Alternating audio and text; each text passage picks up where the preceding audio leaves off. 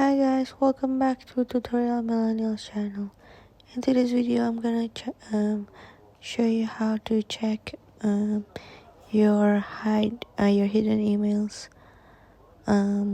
So first, you tap on your profile on the very top, and then you tap on iCloud, and then there it says hide my email. So you could just tap there, and then this keeps your personal email address private by creating unique random addresses that forward to your personal inbox and can be deleted at any time. So this is the purpose of hide my email. And then if you want to see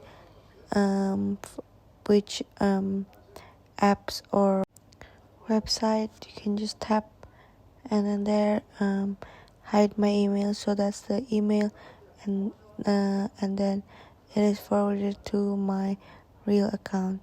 So that's it. I hope it's useful, and thank you for watching.